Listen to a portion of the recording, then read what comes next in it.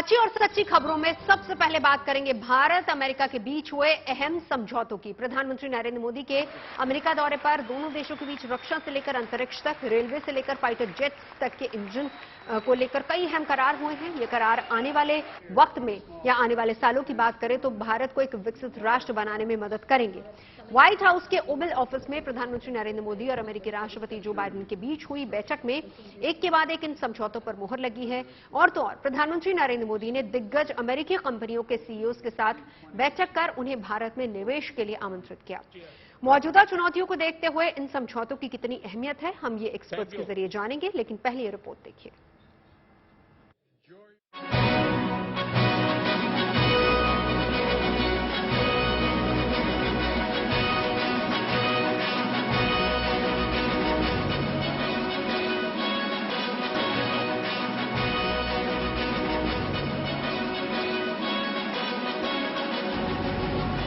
Bharat America संबंधों के लिए ये मंच भी खास रहा, ये मौका भी खास रहा और ये तारीख भी इतिहास के पन्नों में हमेशा के लिए दर्ज हो गई।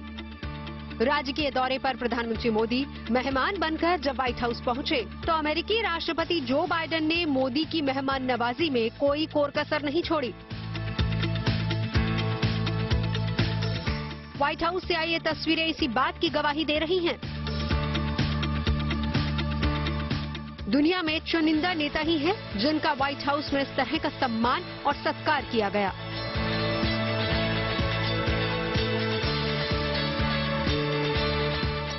इस ग्रैंड वेलकम के बाद जब व्हाइट हाउस के ओवल ऑफिस में दोनों नेता बातचीत के टेबल पर बैठे तो एक के बाद एक कई अहम समझौतों पर मुहर लगी।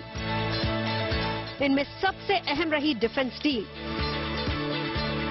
भारत और अमेरिका के बीच फाइटर जेट्स के इंजन बनाने का समझौता किया गया है, जिसके तहत अमेरिका की general electric Hindustan aeronautics limited के साथ मिलकर F414 जेट इंजन का उत्पादन भारत में करेगी और जेट इंजन तकनीक का पहले से कहीं अधिक ट्रांसफर भी होगा। इस जेट इंजन का इस्तेमाल भारतीय वायुसेना के हल्के लड़ाकू विमान तेजस MK2 में किया जाएगा, जिससे इंडियन एयरफोर्स को मजबूती मिलेगी। साथ ही चीन और पाकिस्तान की साजिशों का जवाब देने के लिए प्रेडेटर ड्रोन खरीद का ऐलान भी किया गया है।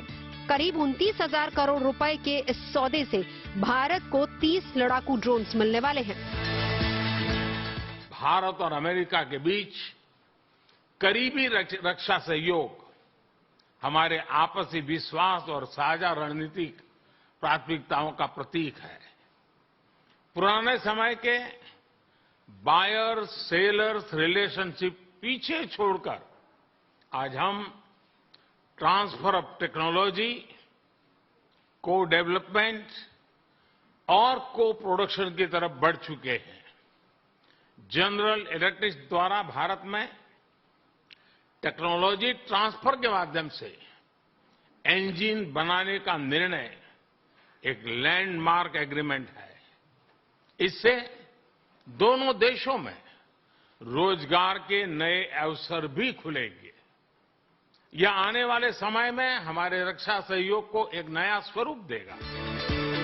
वहीं एक और बड़े करार की बात करें तो भारत और अमेरिका मिलकर US India defence acceleration ecosystem शुरू करने पर सहमत हो गए हैं, जिसके तहत दोनों देशों की यूनिवर्सिटीज, स्टार्टअप, इंडस्ट्री और थिंक टैंक्स शामिल होंगे। इस समझौते के जरिए संयुक्त रूप से रक्षा टेक्नोलॉजी संबंधी इनोवेशंस देखने को मिलेंगी। डिफेंस के अलावा जिस डील की सबसे ज्यादा चर्चा हो रही है वो है आर्टेमिस एकॉर्ड्स, जिसके मुताबिक अमेरिकी स्पेस एजेंसी नासा और इंडियन स्पेस एजेंसी इसरो 2024 में अंतर्राष्ट्रीय अंतरिक्ष स्टेशन के लिए एक संयुक्त मिशन पर सहमत हुए हैं। इस समझौते का उद्देश्य दोनों देशों के बीच अंतरिक्ष सहयोग को बढ़ावा देना होगा। स्पेस साइंस और टेक्नोलॉजी में हमारा गहरा और वर्षों पुराना सहयोग रहा है। आज हमने आर्टेमिस एकॉर्ड्स में शामिल होने का निर्णय लेकर हमारे स्पेस कोऑपरेशन में एक लंबी उड़ान भरी है। डिफेंस और स्पेस के साथ साथ भारत ने सेमीकंडक्टर को लेकर भी अहम करार किया है। कंप्यूटर चिप बनाने वाली जानी मानी अमेरिकी कंपनी माइक्रॉन गुजरात में अपना सेमीकंडक्टर प्लांट लगाएगी, जिस पर कुल $2.75 अरब का निवेश किया जाएगा। यूएस में स्टेट विजिट के दौरान माननीय प्रधानमंत्री जी ने माइक्रोन टेक्नोलॉजीज के प्रपोजल को अनाउंस किया है। ये बहुत ही इंपॉर्टेंट प्रपोजल है। ये प्रपोजल माइक्रोन टेक्नोलॉजी विश्व की सबसे बड़ी 5 सेमीकंडक्टर कंपनीज में से एक है। बहुत बड़ा इनका मैन्युफैक्चरिंग बेस है। वो हिंदुस्तान में अपना पहला चिप मैन्युफैक्चरिंग यूनिट बनाएंगे। इतना ही नहीं, दोनों देशों के बीच trade, solar power investment, visa, artificial intelligence और एडवांस कंप्यूटिंग को लेकर भी करार हुआ है। इन समझौतों के अलावा अमेरिका बेंगलुरु और अहमदाबाद में 2 नए वाणिज्य दूतावास खोलेगा, जबकि भारत भी लोगों के बीच संबंधों को बढ़ावा देने के लिए सिएटल में वाणिज्य दूतावास स्थापित करेगा। Artificial intelligence, semiconductors, space, quantum और टेलीकॉम जैसे क्षेत्रों में अपना सहयोग बढ़ाकर हम एक मजबूत और फ्यूचरिस्टिक साझेदारी की रचना कर रहे हैं। इन संबंधों को और गहरा करने के लिए हम अमेरिका द्वारा बेंगलुरु और अहमदाबाद में कॉन्सुलेट्स खोलने के निर्णय का स्वागत करते हैं। उसी तरह सिएटल में भारत का नया कॉन्सुलेट खोलेंगे। फ्रेंड्स, आज की बैठक में हमने कई क्षेत्रीय एवं वैश्विक मुद्दों पर चर्चा की। भारत और अमेरिका के बीच हुए ये वो समझौते हैं जो आने वाले वक्त में भारत की तरक्की में काफी अहम साबित हो सकते हैं।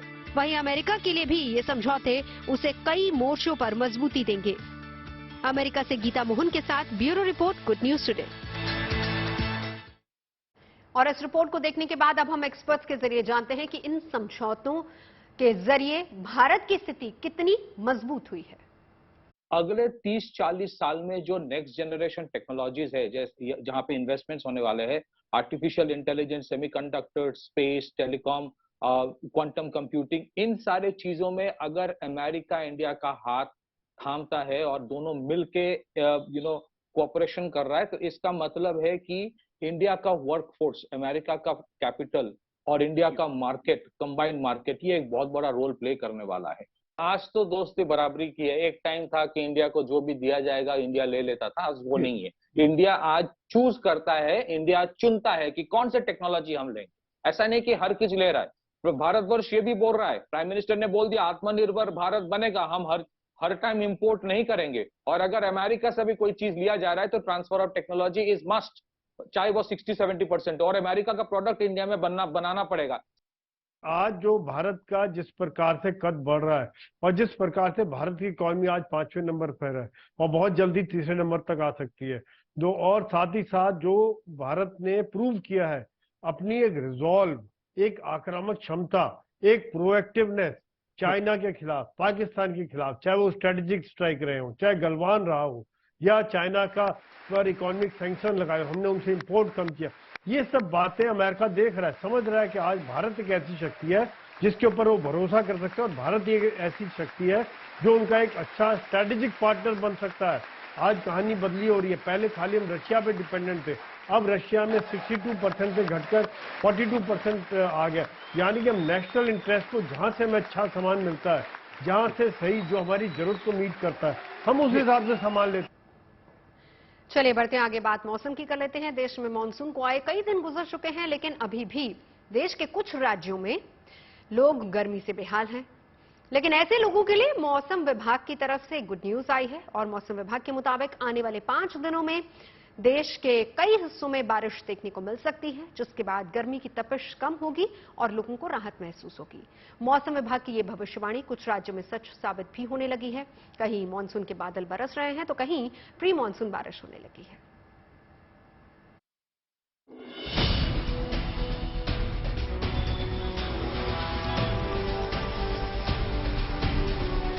देश के अलग अलग राज्यों से आई ये तस्वीरें मानसून के तेवर बताने के लिए काफी हैं। कहीं मानसून के बादल बरस रहे हैं तो कहीं प्री मानसून बारिश हो रही है। हालांकि अभी भी देश के कुछ हिस्से ऐसे हैं जहां लोगों को बारिश का बड़ी ही बेसब्री से इंतजार है। ऐसे लोगों के लिए मौसम विभाग की ओर से गुड न्यूज आई है और गुड न्यूज ये है कि आने वाले 5 दिनों में देश के कई हिस्सों में बारिश होगी और लोगों को गर्मी से राहत मिलेगी।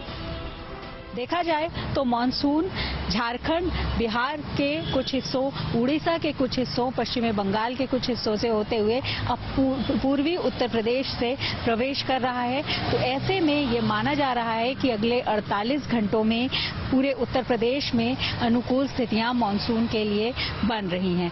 दरअसल यूपी के उस ऊपर इस समय एक चक्रवातीय परिसंचरण भी है और इसके अलावा पंजाब से उत्तर प्रदेश तक एक द्रोणी भी बन रही है। ऐसे में अनुकूल अगर परिस्थितियां होती हैं तो मानसून से लोगों को एक तरह से इस गर्मी से राहत मिलेगी। बारिश को लेकर मौसम विभाग की भविष्यवाणी कुछ जगहों पर सच साबित होती नजर आ रही है। ये तस्वीरें मध्य प्रदेश की राजधानी भोपाल की हैं, जहां दोपहर में बारिश की बूंदें राहत बनकर बरसी हैं। मौसम का मिजाज बदला तो लोग भी बारिश का आनंद उठाने के लिए बाहर निकल आए, जबकि पड़ोसी राज्य यूपी में लोग बारिश का इंतजार कर रहे हैं। हालांकि पूर्वी उत्तर प्रदेश में कुछ जगहों पर प्री मानसून बारिश देखने को मिल रही है। तस्वीरें वाराणसी की हैं, जहां गर्मी से बेहाल लोगों को बारिश की इन बूंदों ने राहत पहुंचाई। मौसम विभाग का कहना है कि 2 से 3 दिन के भीतर मानसून यूपी में एंट्री ले लेगा, जिसके बाद लोगों को हीट वेव का सामना नहीं करना पड़ेगा। विपर्य जो साइक्लोन आया हुआ था उसका बचा हुआ भाग जो है, और एक उत्तर प्रदेश में, मध्य उत्तर प्रदेश में साइक्लोनिक सर्कुलेशन बना हुआ है, तो इन सबों का मिला जुला असर है। इसको आप प्री मानसून रेन कह सकते हैं। मानसून पूर्व की बरसात में इसको हम गिनेंगे। ये स्थिति 2-3 दिन तक रहेगी और तब तक मानसून आ जाएगा। वहीं अगर बात पहाड़ी राज्यों की करें तो हिमाचल प्रदेश और उत्तराखंड में भी कुछ हिस्सों में बारिश देखने को मिली है। कांगड़ा में कुछ ही देर की बारिश में नदी नालों में उफान आ गया। कमोवेश ऐसे ही हालात देहरादून के भी हैं। वहां भी जोरदार बारिश से जगह जगह जलजमाव की स्थिति पैदा हो गई।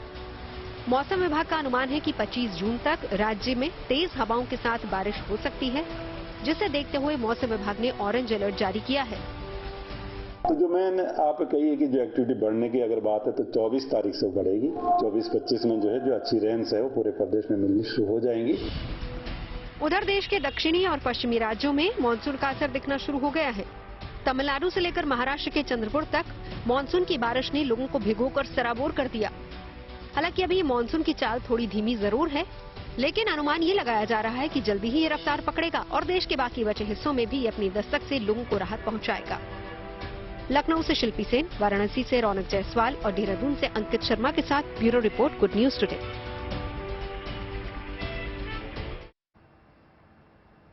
अब मानसून की इस रफ्तार को देखते हुए ये जानना भी जरूरी हो जाता है कि यूपी में एंट्री के बाद राज्य का बाकी हिस्सों में कब बारिश हो सकती है। मौसम वैज्ञानिक अतुल कुमार सिंह ने इस बारे में क्या कुछ कहा है, ये आपको सुनवाते हैं। अगर मानसून के आगे आने वाले समय में प्रगति की बात करें तो आगामी 48 घंटों के दौरान इसके उत्तर प्रदेश के कुछ और हिस्सों में आगे बढ़ने के लिए परिस्थितियां अनुकूल हैं। इन समस्त सिनॉप्टिक परिस्थितियों के परिप्रेक्ष्य में उत्तर प्रदेश की वर्षा की अगर बात करें तो उत्तर प्रदेश की वर्षा में 24 जून से प्रभावी तौर पर वृद्धि होना आरंभ हो जाएगी तथा 25 एवं 26 जून को उत्तर प्रदेश के लगभग सभी हिस्सों में हल्की से मध्यम बारिश होने की संभावना है। इस दौरान अगर हम चेतावनी की बात करें तो 24, 25 और 26 जून को उत्तर प्रदेश में कहीं कहीं भारी बारिश होने की भी संभावना है तथा उत्तर प्रदेश के ज्यादातर हिस्सों में थंडरस्टॉर्म के साथ लाइटनिंग यानी कि गरज चमक के साथ बिजली कड़कने और गिरने की संभावना है। अब गर्मी से राहत या सूखे से बचने के लिए बारिश का इंतजार नहीं करना होगा। लू भी अब परेशान नहीं कर पाएगी। अब वक्त पर बारिश के लिए टोटकों का सहारा लेने की भी जरूरत नहीं होगी। इंद्र देवता को रिझाने के लिए अब सूखा प्रभावित क्षेत्रों में महिलाओं को बरसात पूजा नहीं करनी पड़ेगी। अब इंसान के चाहने पर ही बादल गरजेंगे भी और बरसेंगे भी। IIT कानपुर ने ऐसी तकनीक इजाद की है जिससे अब चाहे जब भी बादल बरस सकते हैं, बादल मंडरा सकते हैं। IIT कानपुर के वैज्ञानिकों ने क्लाउड सीडिंग तकनीक के जरिए अपने हिसाब से बारिश करवाने में सफलता हासिल की है। कम ऊंचाई पर उड़ने वाले छोटे विमान सेसना की मदद से IIT कानपुर के कैंपस के ऊपर हवा में केमिकल पाउडर का फायर किया गया, जिससे उस संस्थान के आसपास के इलाकों में भी तेज बारिश हुई। लेकिन यहां यह समझने की बात भी है कि क्लाउड सीडिंग से तभी बारिश हो सकती है जब पहले से ही आसमान में बादल मौजूद हों, तभी कृत्रिम बारिश की कोशिश सफल हो पाएगी। कल सुबह आईआईटी कानपुर में एक बहुत ही यूनिक एक्सपेरिमेंट हुआ।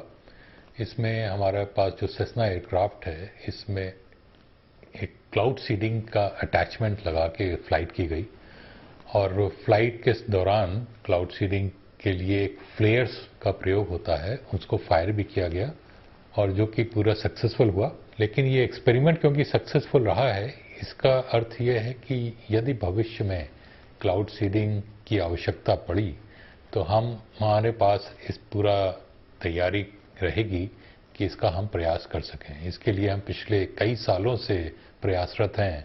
सेस्ना एयरक्राफ्ट जो है जितनी ऊंचाई तक जाता है, जो कि बहुत ऊंचा नहीं है, इसमें ये एयर प्रेशर नहीं है, तो इसकी ऊंचाई 1-2 किलोमीटर तक होती है, तो उसी हाइट तक जाता है। और उसी हाइट तक जाने की आवश्यकता नॉर्मली होती है क्योंकि जो रेन क्लाउड्स होते हैं वो नीचे ही रहते हैं, वो बहुत ऊंचे स्तर पे नहीं होते।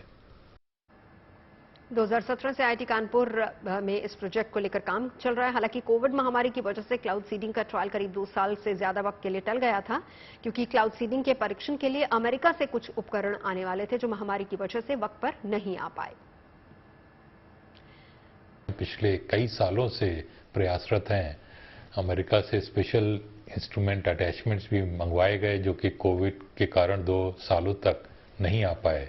अब जाके हमने उन इंस्ट्रूमेंट्स को, अटैचमेंट्स को लगा भी लिया है। डीजीसीए की क्लियरेंस भी मिल गई है इसको करने के लिए और हम पहली फ्लाइट सक्सेसफुल हो पाई है। अब आगे के कुछ हफ्तों में हम और भी ट्रायल फ्लाइट्स करेंगे और उसके बाद हम एक तरीके से कह सकते हैं तैयार होंगे।